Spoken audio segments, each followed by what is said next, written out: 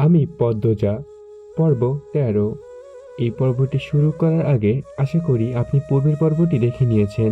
যদি না দেখে থাকেন প্লেলিস্ট থেকে অবশ্যই দেখে নেবেন। বাড়ির গিন্নির মতো কোমরে ওড়নার আঁচল গুঁজে রান্নাবান্না করছে পদ্মজা। হেমলতার কোমরে ব্যথা। তিনি রান্না করতে চাইলেও পদ্মজা রাখতে দিল না। মোর্শেদও বললেন, বেদনা লইয়া রান্ধন লাগবো না, তোমার মাইয়া যখন রাঁধতে পারে তে হেই রান্ধুক। শেষ অবধি হেমলতা হার মানলেন। পদ্মজা মাটির চুলায় মুরগির মাংস রান্না করছে।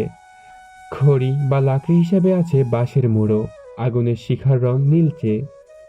শীতের মাঝে রান্না করা শান্তি আলাদা। মুরগির মাংস রান্না হচ্ছে। আজ এতিম মিসকিন খাওয়ানো হবে। হেমলতা বলেন, সামর্থ্য থাকলে মাসে একবার হলেও এতিম মিসকিনদের খাওয়ানো উচিত, নয়তো ঘরে রহমত থাকে না। রান্না শেষ করে পদ্মজা হেমলতার কাছে এলো। বলল, আম্মা, রান্না শেষ।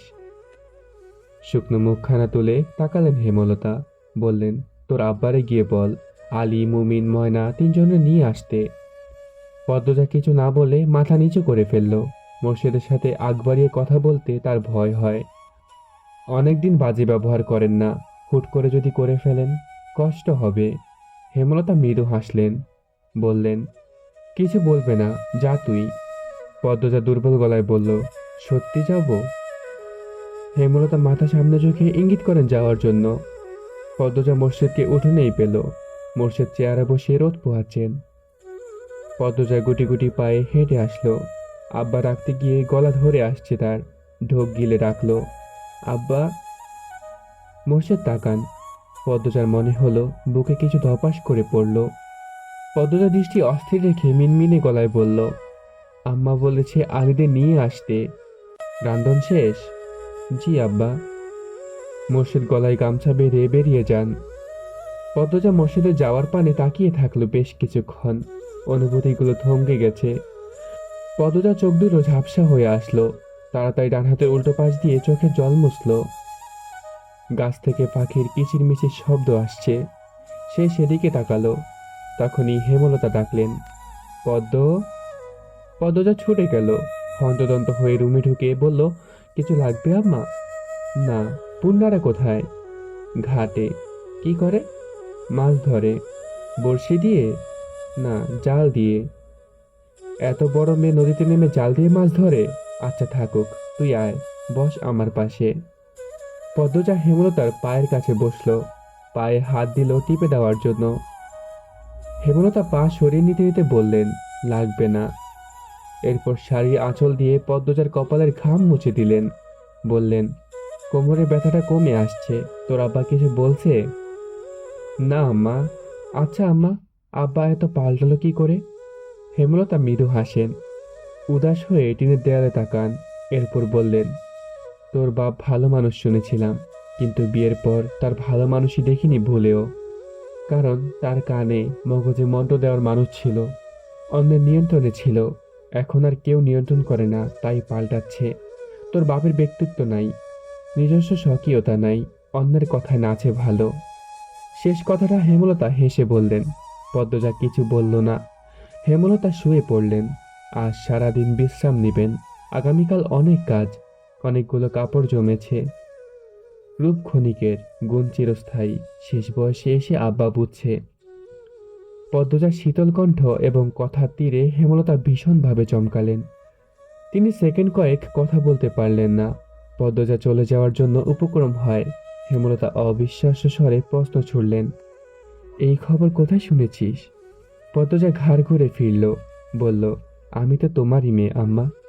পদ্মজা চলে গেল। রেখে গেল হেমলতার অবিশ্বাস্য সাহ রেখে গেল হেমলতার অবিশ্বাস্য চাহনি। বিকেলবেলা হেমলতা ঘর থেকে বের হলেন। শরীরে শান্তি এসেছে। পূর্ণা বড়ই ভর্তা করেছিল। পাশে প্রেমা। পদ্মজাকে দেখা গেল না। নিশ্চয়ই ঘাটে বসে আছে। প্রান্তও তো নেই। হেমলতা পূর্ণাকে জিজ্ঞাসা করলেন, পূর্ণা, প্রান্ত কোথায়? পূর্ণা কয়েক সেকেন্ড ভাবল কি উত্তর দিবে। এরপর ভয়ার্ত কণ্ঠে বলল, জানি না আম্মা। জানিস নাকি? প্রেমা, প্রান্ত কই? প্রেমা সহজ স্বরে বলল, আমরা ঘাটে ছিলাম, প্রান্ত উঠানে ছিল, এরপর এসে দেখি নাই। হেমলতা গলা উঁচিয়ে বললেন, কোন মুখে বলছিস জানি না। একসাথে নিয়ে থাকতে পারিস না? একা ছাড়ছিস কেন? কোথায় গেছে ছেলেটা? পদ্মজা বাড়ির পেছন থেকে ছুটে আসলো। হেমলতার ধমক ঘাট অব্দি শোনা গেছে। কি হয়েছে? প্রান্ত বাড়ি নাই, দুইটা এই কথাও বলে নাই। বসে বসে বড়াই বর্তা খাচ্ছে। দিন দিন অবাধ্য হচ্ছে মেয়েগুলো। পূর্ণা ভয়ে জড়সড় হয়ে বসে আছে। প্রেমা হেমলতার ধমকে ভয় পাচ্ছে, কিন্তু ততটা না। হেমলতার মন কু গাইছে। তিনি নিজ রুমে যেতে যেতে পদ্মজাকে বললেন, বের হচ্ছি আমি, সাবধানে থাকবি। দুজন লোক প্রান্তকে নিয়ে বাড়িতে ঢুকলো। প্রান্তর কপাল বেয়ে রক্ত ঝরছে। পদ্মজা হেমলতাকে ডাকলো, আম্মা। এরপর দৌড়ে এলো উঠানে। প্রান্ত কাঁদছে। হেমলতা ব্যস্ত পায়ে বেরিয়ে আসেন। প্রান্তকে আহত অবস্থায় দেখে ভরকে যান। বুকটা হাহাকার করে ওঠে। তিনি ছুটে আসেন। প্রান্তকে দু হাতে জড়িয়ে ধরে লোক দুটিকে উদ্বিগ্ন হয়ে জিজ্ঞাসা করেন, কি হয়েছে? একজন লোক বলল, পলাশ মিয়া ছেঁড়ার লগে মাইল লাগছিল। হেই ছেঁড়ায় পাথর দিয়া ইরা মারছে, আর ফাইটটা গেছে। মোর্শেদ লাহারিগড়ের সামনের গাছ কাটছিলেন। চেঁচামেচি শুনে এগিয়ে আসেন। প্রান্তকে এমত অবস্থায় দেখে লোক দুটিকে তেজ নিয়ে বলেন, কোন কুত্তার বাচ্চা আমার ছেঁড়ারে মারছে? কোন বান্দির ছেঁড়ার এত সাহস? মোর্শেদ উত্তরের অপেক্ষা করলেন না। প্রান্তকে নিয়ে ছুটে যান বাজারে।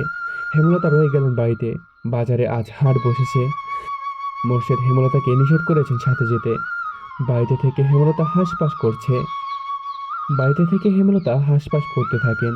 প্রান্ত একা বড় হয়েছে। কতবার কত রকম আঘাত পেয়েছে, দেখার কেউ ছিল না। তাই মিনমিনিয়ে কেঁদেছে। এমন বাচ্চা ছেলের এত বড় আঘাত পেয়ে চেঁচিয়ে কাঁদার কথা। কষ্ট তো আর কম পায়নি। দাঁতে দাঁত চেপে সহ্য করছে। হেমলতার ভীষণ কষ্ট হচ্ছে। পদ্মজা ঘরে লুকিয়ে কাঁদছে। পূর্ণা প্রেমা বাড়ির বাইরে বারবার উকি দিয়ে দেখছে মোর্শেদ প্রান্তকে নিয়ে ফিরল নাকি। দেখতে দেখতে চলে এলো মেট্রিক পরীক্ষা। পরীক্ষা কেন্দ্র শহরে। যেতে লাগে 6 ঘন্টা। বাড়িতে থেকে পরীক্ষা দেওয়া অসম্ভব। পরীক্ষা কেন্দ্রের পাশেই মোর্শেদের মামার বাড়ি। মামা নেই, মামাতো ভাইয়েরা আছে। কথাবার্তা বলে সেখানেই 1.5 মাসের জন্য হেমলতা আর পদ্মজা উঠল।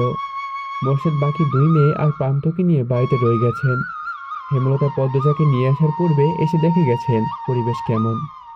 মোর্শেদের 2 মামাতো ভাইয়ের মধ্যে একজন রাজধানীতে থাকে, আরেকজনের বয়স হয়েছে অনেক। ছেলে মেয়েদের বিয়ে দিয়ে বউ নিয়ে একাই থাকেন। ছেলেরা শহরে চাকরি করে। পদ্মজার জন্য উপযুক্ত স্থান, তাই আর অমত করেননি। মোর্শেদের যে ভাইটি বাড়িতে আছেন তার নাম আকবর হোসেন। 60 ঊর্ধ্ব বয়সের একজন মানুষ। তবে আকবর হোসেনের স্ত্রী জয়নবের বয়স খুব কম, হেমলতার বয়সী। হেমলতা আকবর হোসেনকে ভাইজান বলে সম্বোধন করেন। দালান বাড়ি, বেশিরভাগ সময় বিদ্যুৎ থাকে। ফলে পদ্মজা মন দিয়ে পড়তে পারছে। পরীক্ষাও ভালো করে দিচ্ছে। হেমলতা আকবর হোসেনের দৃষ্টি অনুসরণ করেছেন। শীতল প্রকৃতির লোক। তিনি নিশ্চিন্তে বিশ্বাসী লোক। রাতের খাবার আকবর হোসেনের সাথেই খেতে হয়। হেমলতা 1.5 মাসের খাওয়ার খরচ নিয়ে এসেছেন। আকবর হোসেন কিছুতেই আলাদা রাখতে দিচ্ছেন না। এভাবে অন্যের বোঝা হয়ে থাকতে হেমলতার আত্মসম্মানে লাগে। তিনি কথায় কথায় জানতে পারেন আকবর হোসেন এবং জয়নবের নকশি কাঁথা খুব পছন্দ। তাই তিনি নকশি কাঁথা সেলাই করছেন। যতক্ষণ পদ্মজা পরীক্ষা দেয় ততক্ষণ হেমলতা কেন্দ্রের বাইরে কোথাও বসে বা দাঁড়িয়ে অপেক্ষা করেন। অনেক রাত অবধি পদ্মজা পড়ে। আজ অনেকক্ষণ ধরে সে কি যেন ভাবছে। হেমলতা ব্যাপারটা খেয়াল করেন।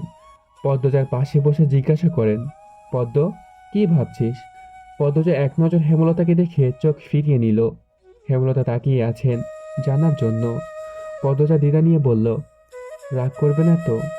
হেমলতা পদ্মজাকে ফরক করে নিলেন। এরপর বললেন, কি জানতে চাস?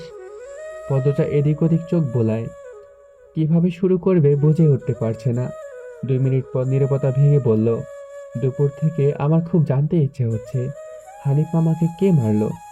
তোমার সাথে মামার কি কথা হয়েছিল?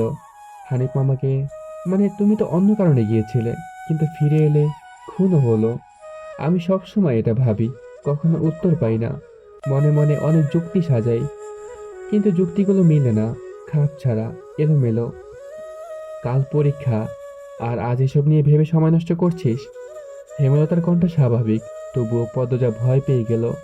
তবে কিঞ্চিত আশা মনে উকি দিচ্ছে। চলবে। পর্ব 13 এখানেই শেষ। দেখা হচ্ছে আগামী পর্বে। এই পর্বটি কেমন লেগেছে কমেন্ট করে জানান। যদি ভালো লেগে থাকে একটি লাইক করবেন।